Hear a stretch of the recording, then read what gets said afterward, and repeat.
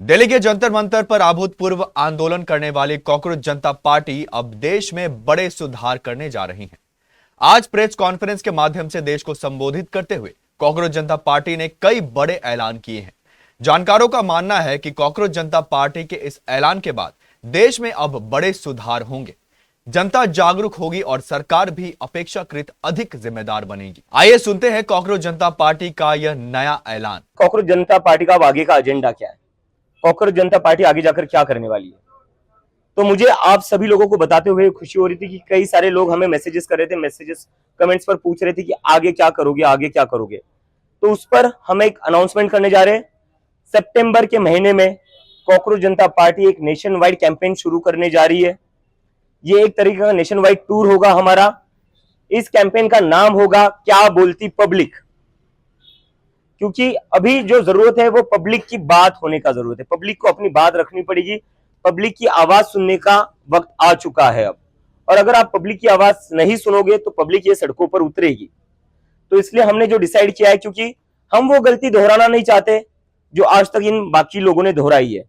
जंतर मंतर का जो हमारा एक्सपीरियंस रहा है, जो हमें समझ में आया है, वो ये रहा है कि इन लोगों का जो कोर फ्रस्ट्रेशन है, ये जो जेनजी है, इनका कोर फ्रस्ट्रेशन ये है कि इन लोगों को डिसमिस किया जाता है, इन लोगों को इग्नोर किया जाता है, इन लोगों से कोई बात नहीं करता है, इन लोगों से कोई पूछता नहीं है कि आपकी एक्सपेक्टेशंस क्या है, आपकी प्रॉब्लम्स क्या है, आपके सपने क्या है, इस देश को लेकर आपकी क्या उम्मीदें हैं, क्या होप्स है, ये कोई पूछता नहीं। तो हम वो गलती दोहराना नहीं चाहते। हम चाहते हैं क्योंकि इस देश की 60% पॉपुलेशन जो है वो अंडर द एज ऑफ 35 है। 65% पॉपुलेशन जो है वो अंडर द एज ऑफ 35 है। यही लोग हैं जो आगे जाकर इस देश का भविष्य है, यही लोग हैं जो आगे जाकर इस देश को चलाने वाले हैं, यही लोग हैं जो आगे जाकर इस देश को आगे बढ़ाएंगे। तो जो लोग आगे जाकर देश का भविष्य है, उन लोगों को इग्नोर करके, उन लोगों से बिना बात किए, उन लोगों से बिना एंगेज किए आप कैसे कोई पॉलिटिकल डिसीजन ले सकते हो, आप कैसे कोई पॉलिसी डिसीजन ले सकते हो, आप कैसे कोई पार्लियामेंट हो या इलेक्शन हो वहां पर डिस्कशन कर सकते हो। तो हम जो करना चाहते हैं वो करना चाहते हैं इन लोगों से stakeholder consultation, because they are the biggest stakeholder in India right now. Future उनका दांव पर है, जिंदगी उनकी दांव पर है।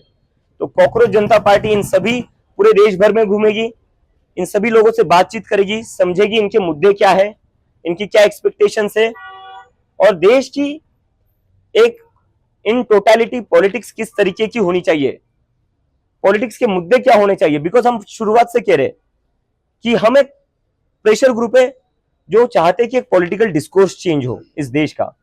क्योंकि पॉलिटिकल डिस्कोर्स में, हमारे देश के पॉलिटिकल डिस्कोर्स के नाम पर क्या होता है, यूपी में होता है शमशान बनेगा या कब्रिस्तान बनेगा, महाराष्ट्र में आते हैं तो कहते हैं बटोगे या कटोगे। इससे किसी को जॉब्स नहीं मिल रही है, इससे किसी को अच्छी शिक्षा नहीं मिल रही है।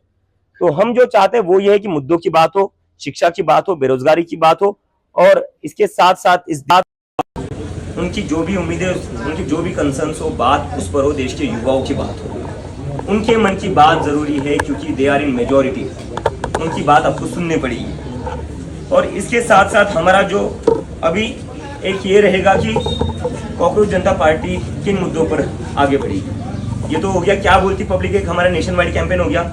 कॉकरोच जनता पार्टी कौन से मुद्दे उठाएगी, ये भी एक बहुत क्यूरियोसिटी है, तो इस पर मैं बोल देता हूँ। एजुकेशन रिफॉर्म्स एक सबसे बड़ी हमारी टॉप प्रायोरिटी रहेगा, क्योंकि आज हमारी देश की जो भी हालत है वो इसी की वजह से, क्योंकि एजुकेशन प्रायोरिटी नहीं है, ना वो किसी भी पॉलिटिकल पार्टी की है, ना वो सरकार में जो लोग बैठे हुए, ना उसकी प्रायोरिटी है। तो इसलिए एजुकेशन रिफॉर्म्स हम चाहते हैं। आज की डेट में हमारे देश में एजुकेशन अनअफोर्डेबल बन चुका है। अगर किसी को अपने बच्चे को स्कूल में भेजना है, एडमिशन दिलवाना है प्राइवेट स्कूल में, सरकारी स्कूलों की तो क्या हालत कर रही है हमने देखा ही है। पिछले 10 साल में 94,000 सरकारी स्कूल बंद कर दिए गए। इन स्कूलों को सुधारा जा सकता था, रेनोवेट किया जा सकता था, लेकिन सरकार ने क्या चुना, सरकार ने सरकारी स्कूल को बंद करना चुना, क्योंकि फायदा इससे सीधा प्राइवेट स्कूलों को होगा। तो सरकार की तो कहीं पर भी प्राथमिकता नहीं है कि कैसे ज्यादा से ज्यादा बच्चों को एजुकेशन मिले। हम वो बदलना चाहते हैं। हम चाहते हैं कि ये जो शिक्षा को इतना एक्सपेंसिव बनाया है, स्कूलिंग को इतना एक्सपेंसिव बनाया हुआ है, वो एक तो पहले कम हो जाए। कैसे कोई family, middle class family, lower middle class family अपने बच्चे को अच्छा एजुकेशन दिला सकती है, जब उनको हर साल 1-1.5 लाख की तो फीस ही देनी पड़ती है फर्स्ट या सेकंड स्टैंडर्ड के लिए। उतनी तो ना इनकम होती है, ना सेविंग्स होती है फैमिलीज की। जो परिवार 40-50 हज़ार कमाता है, घर चलाने में उसके 30-40 हज़ार जाएंगे, बचेगा क्या? बचेंगे 10,000 हर महीने के। कहाँ से एक साल के वो 1-1.5 लाख भरेंगे? तो ये सबसे पहले कम होना चाहिए। प्राइवेट स्कूलों पर कैप लगना चाहिए फीस के रिगार्डिंग। सरकारी स्कूलों पर सरकार को काम करना पड़ेगा। आपकी जिम्मेदारी है सरकारी स्कूल चलाना। जिस तरह से अपने डीमोनेटाइजेशन के बाद हर जिले में अपने मुख्यालय खोल दिए थे, अपने हेडक्वार्टर्स खोल दिए थे, आपने क्यों वैसे स्कूल्स नहीं खोले? उल्टा आप स्कूल बंद करते गए हो। तो ये नहीं चलेगा। एजुकेशन रिफॉर्म जरूरी है। और ये बस प्राइमरी स्कूल की बात नहीं है, जो कॉलेजेस में भी डोनेशन आते हैं, मैनेजमेंट कोटा चलता है, डोनेशंस के नाम पर जो सीटें भरी जाती है। एक तो सीटें कम है हमारे देश में, कॉलेजेस में सीटें कम है, जिसकी वजह से कई लोगों का हक मारा जाता है। मैनेजमेंट कोटा के ऊपर कोई बात नहीं करता है कि मेरे बच्चे को मैं पढ़ा नहीं सकता, मैं मेरे बच्चे को इंजीनियर नहीं बना सकता, मैं डॉक्टर नहीं बना सकता, मैं साइंटिस्ट नहीं बना सकता, क्योंकि मेरे पास उतना पैसा नहीं। क्योंकि डॉक्टर बाबा साहेब अम्बेडकर ने कहा था, education is a fundamental right. Education is not a business, it's a fundamental right of every kid that is born in India and we want to ensure that. उसके बाद में है इंस्टीट्यूशनल अकाउंटेबिलिटी। हमारे देश में जो कुछ हो रहा है उसके बाद से इंस्टीट्यूशनल अकाउंटेबिलिटी हमारे देश में एक बहुत ही डेंजरस सिचुएशन में है। अभी सारे इंस्टीट्यूशंस के ऊपर पब्लिक का भरोसा कम होते जा रहा है। कम क्या होते जा रहा है? गुस्सा बढ़ते जा रहा है कि अकाउंटेबिलिटी कहाँ बची इन इंस्टीट्यूशंस में। हम पॉलिटिक्स की बात करें, लोग कहते हैं कि हम सुबह किसी को एक पार्टी से चुनते हैं, वो शाम को किसी और पार्टी में होता है। सुबह हम एक सरकार के लिए को तोड़ा जाता है। तो एक जो पॉलिटिकल सिस्टम है उसके ऊपर से भी लोगों का भरोसा उठते जा रहा है। और अगर ऐसा चलता रहा तो इस देश के डेमोक्रेसी के लिए बहुत ही डेंजरस साइन है। दूसरा, इलेक्शन कमीशन। हमारे देश में एक कौन होगा? सरकार चुन रही है कि कौन वोट नहीं करेगा, कौन वोट डालेगा। तो डेमोक्रेसी ऐसे नहीं चल सकती। तो इस पर इलेक्शन कमीशन की जो अकाउंटेबिलिटी है वो भी फिक्स करनी पड़ेगी। अगर इलेक्शन कमीशन की अकाउंटेबिलिटी फिक्स नहीं करेंगे तो ये देश में इलेक्शन मैनिपुलेशन होता रहेगा और उससे उसके बाद नाम के इलेक्शंस रह जाएंगे। It will just become a formality, जो हम नहीं चाहते। और उसके साथ साथ अभी जुडिशरी जो है, जुडिशरी के ऊपर भी बहुत बड़ा प्रश्न चिन्ह निर्माण है। लोग कहते कि जो कॉमन इंसान जुडिशरी में जाता है उसकी सुनवाई जल्दी नहीं होती, उसकी हियरिंग जल्दी नहीं होती, उसके डिसीजन जल्दी नहीं आते, उसके ऑर्डर जल्दी नहीं आते, उसको बार बार जाना पड़ता है, के खाने पड़ते हैं कोर्ट के। लेकिन जैसे कोई बड़ा बिजनेसमैन चले जाता है, उनकी अर्जेंट हियरिंग लग जाती है। हमने तो देखा है कैसे कैसे मिडनाइट हियरिंग्स भी हुई है कुछ केसेस में। लेकिन वो उन सभी केसेस में हुए जो हाई प्रोफाइल केसेस थे। जहां सरकार गिरानी है वहां अर्जेंट हियरिंग हो जाती है। जहां MP MLA को पार्टी स्विच करवाना है वहां अर्जेंट हियरिंग हो जाती है, अर्जेंट ऑर्डर भी आ जाता है। लेकिन जब इस देश का सामान्य नागरिक जब कोर्ट में जाता है तब अर्जेंट हियरिंग नहीं होती है। और तब तो मतलब कुछ जज तो ऐसे वो स्टेटमेंट भी दे देते कि हमारे पास अभी इसके लिए टाइम नहीं है। तो इसके वजह से देश के लोगों का जुडिशरी से भी भरोसा उठता जा रहा है। और उसके साथ साथ जो सबसे कंसर्निंग बात है, कई मीडिया के साथी यहाँ खड़े हुए हैं, ये ग्राउंड रिपोर्टर से आप लोगों की हम बहुत इज्जत करते हैं क्योंकि हम लोगों को पता है आप कितनी मेहनत करते हो। लेकिन जो मीडिया हाउसेज है उनको कहीं ना कहीं समझना पड़ेगा, देश की जनता आपसे काफ़ी नाराज़ है। वो नाराज़ इसलिए क्योंकि आप उनकी बात नहीं कर रहे हो। आप एक पार्टी के गुणगान करने में लगे हुए हो, आप एक पार्टी का बस एजेंडा चलाने में लगे हो। आप उस पार्टी से ना सवाल करते हो, ना आप उस पार्टी से पूछते हो कि अगर आप कोई डिसीजन ले रहे हो उस पर जो पब्लिक का ओपिनियन है आप वो भी नहीं दिखाते हो। आप हर चीज को मास्टर स्ट्रोक करते रहेंगे, कहते रहेंगे।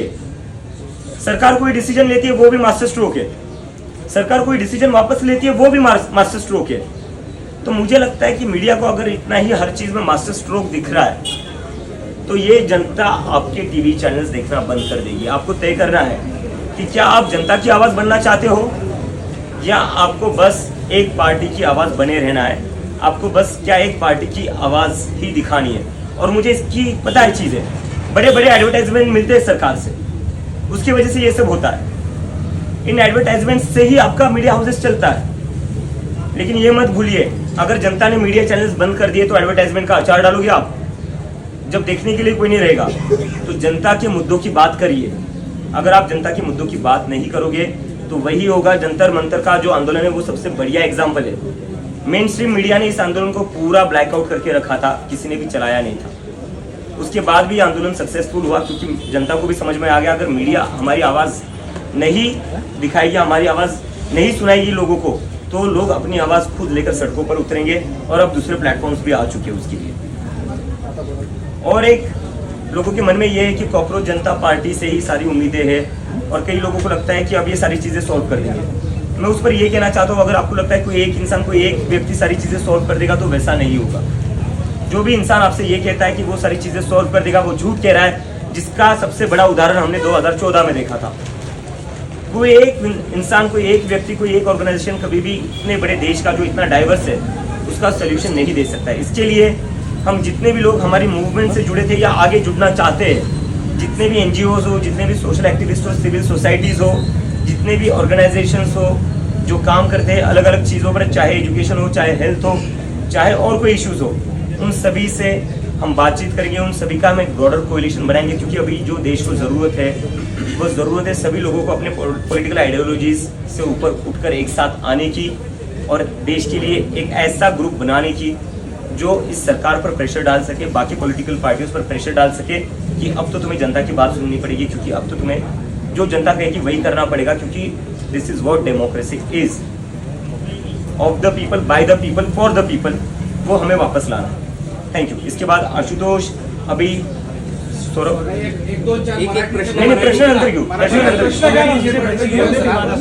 इंपॉर्टेंट अनाउंसमेंट है, ऑर्गेनाइजेशन एक्सपांड कर रहे हैं हम, वो सारी चीजें।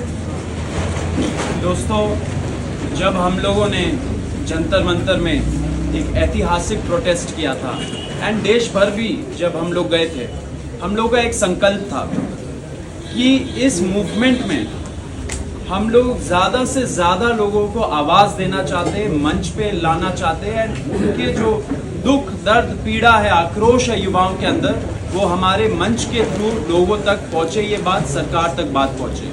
हमने शुरू में ही बोला था ये एक लीडरलेस मूवमेंट है। हर इंसान जो जंतर मंतर आया, हर इंसान जो इस प्रोटेस्ट के साथ जुड़ा, भले ही वो ग्राउंड पे हो या ऑनलाइन हो, वो अपने राइट में एक लीडर है। तो इसी स्पिरिट में हम लोग यहाँ से डिक्लेयर करना चाहते हैं कि हम लोग एक मेंबरशिप ड्राइव चलाना चाह रहे हैं। ज़्यादा से ज़्यादा लोग जुड़े। हमारा जो ऑनलाइन वेबसाइट है cockroachjntaparty.org/join, इस पे आप रजिस्टर करिए। Students, young professionals, workers and सारे सिटीजन्स हमारे साथ जुड़िए, कॉकरोच जनता पार्टी से जुड़िए एंड अपनी आवाज़ को बुलंद करिए। हम सब की आवाज़ तब बुलंद होगी जब हम सारे लोग यूनाइटेड होंगे। हम चाहते हैं कि हर एक नागरिक, हर एक युवा जो हमारे ये जो इश्यूज हम लोगों ने बोले उसको अगर केयर करता है, अगर उसके बारे में परवाह करता है, तो उसको एक डायरेक्ट स्टेक मिले एंड हम वो स्टेक देना चाहते हैं ये मेंबरशिप ड्राइव के थ्रू। तो सभी से अपील है कि आप QR कोड स्कैन करें या तो हमारे वेबसाइट पे जाए एंड वहाँ पे आप रजिस्टर करिए। साथ साथ हमें कुछ रिपोर्ट्स भी आए दोस्तों कि कई जगह कुछ लोग कुछ फंडिंग का ड्राइव चला रहे हैं। हम यहाँ से क्लियर कर देना चाहते कि कॉकरोच जनता पार्टी अभी कोई भी फंड्स एक्सेप्ट नहीं कर रही है, कोई भी किस्म का क्राउड फंडिंग कैंपेन नहीं चला रही है। तो लोग जो दूसरे संस्थानों से जुड़ रहे या ऐसे कैंपेन से जुड़ रहे, वो सावधान रहे, पूरा उनका बैकग्राउंड चेक करिए एंड वेरीफाई करिए कि ये क्या है एग्जैक्टली, क्योंकि हम लोग ऐसा कुछ ऑफिशियली नहीं चला रहे कहीं भी।